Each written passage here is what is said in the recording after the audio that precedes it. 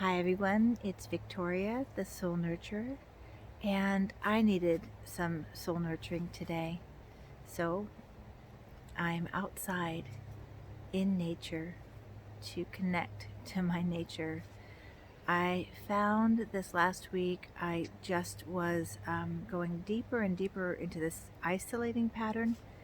Of course, right now we're all sheltering in place, and I'm working on having that be sheltering in soul for me, which means actively connecting to my soul, actively unfolding, actively participating in this transformational cycle and attempting to grow with and grow through what is and not miss this opportunity. I think it's a powerful opportunity for us to be still, to be present to ourselves, to those nooks and crannies of our subconscious mind and our way of being that we've avoided, that we have not been willing to look at or be with, so that we could shift.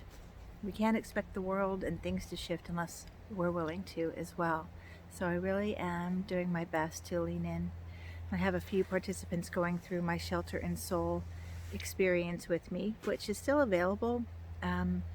I just decided that you could start whenever you wanted to, and it's a 21-day process of going through and connecting to ourselves and really looking inward and sheltering in soul. So it's been really, really great.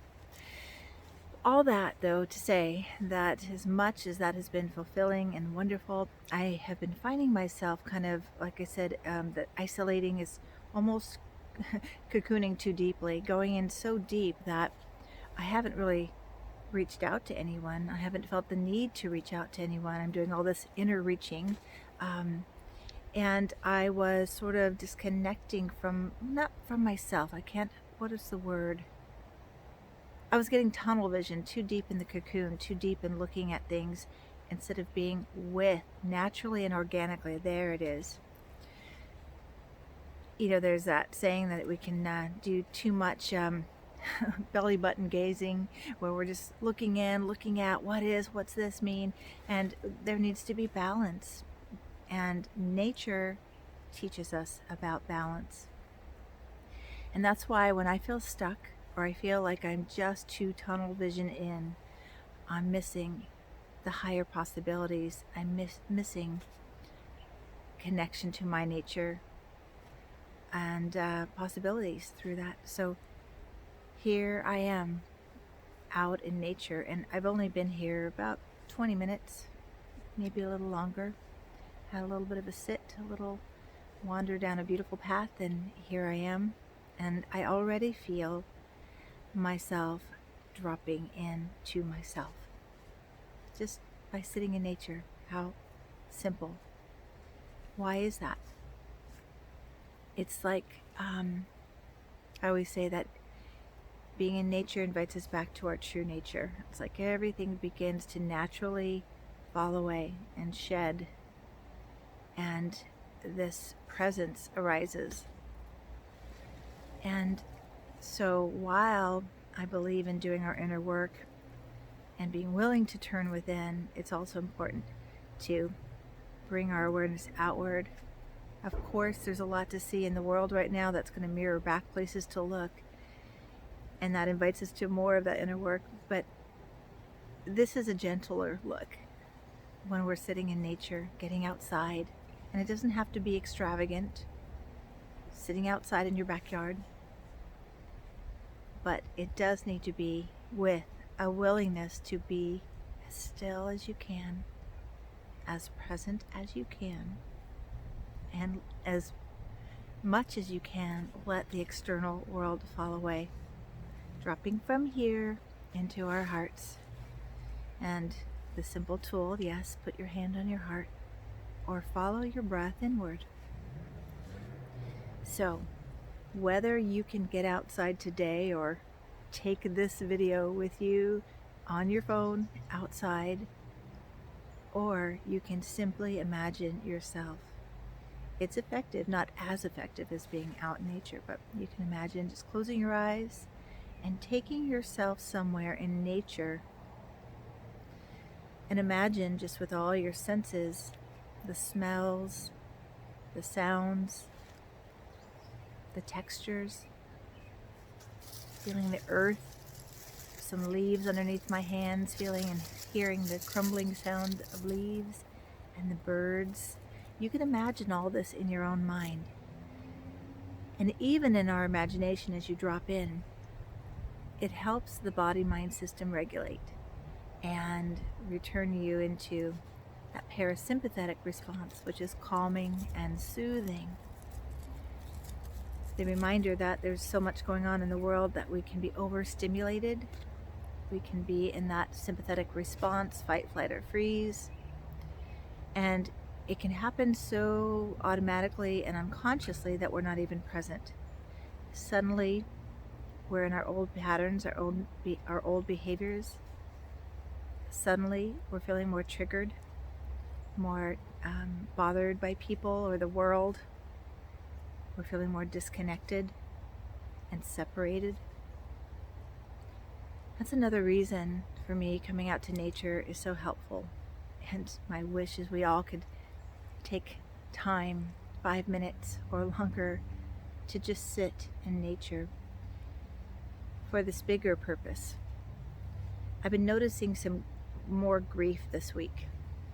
And when I sat with that, what I arrived at is that grief is connected to the disconnected, because I'm noticing more disconnection between people, more separation, more division. It's really painful to watch.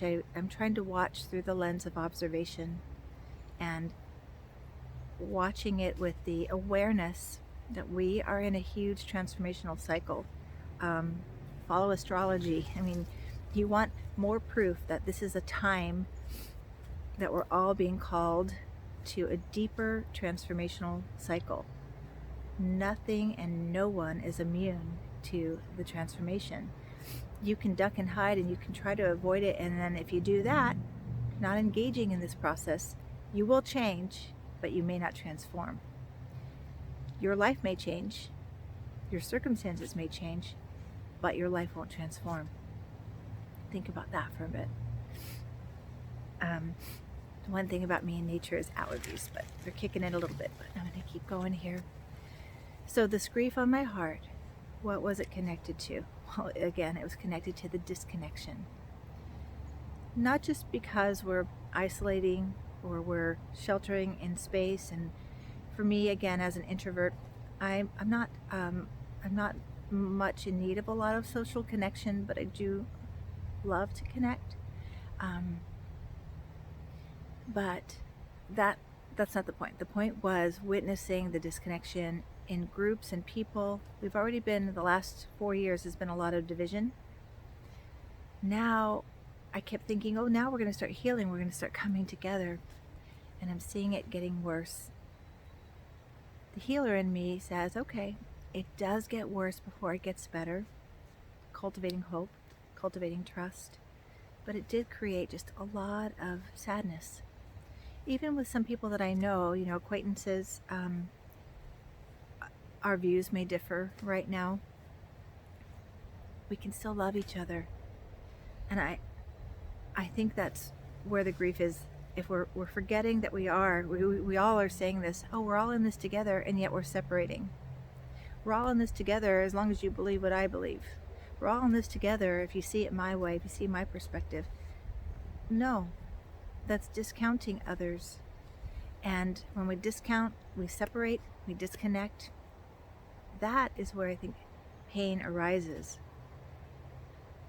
And that is why when we get into nature, we're reminded of the interconnectedness of all things, the web of life, and that we are all connected.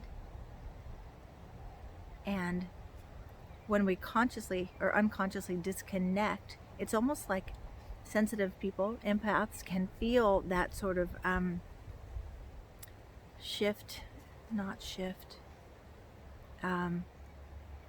something's off in that web of life. In our close-knit circles, perhaps you can, feel something is off in this. I don't want to sound too woo-woo because I'm not a woo-woo person, but the vibration of our web of life is off and we can feel it. So I've been noticing that, but I also just, again, seeing just this separation, separation, separation. Trusting that we will be coming together as we do our individual healing and our individual journey, and whatever transformation is calling us to see, be, or do. My hope is that we all end up with that higher vision of possibilities. We might be taking different routes, we may be doing it a different way, but we're going to all end up back in that connected place. And my hair keeps tickling my face. And if we need a reminder that we belong together and we all need each other, not necessarily physically in each other's lives every day, but spiritually and emotionally connected. Connected at that level that we recognize and know that we all matter, we're all needed, we all have purpose, and it may look different how we do that. And I guess the invitation is, how do we stay connected to others?